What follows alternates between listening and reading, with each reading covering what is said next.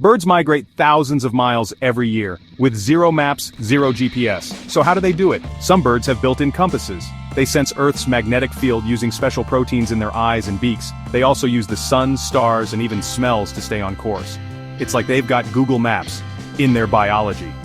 Scientists think they see magnetic fields as shifting patterns of light, so when we look at the sky, they're seeing direction.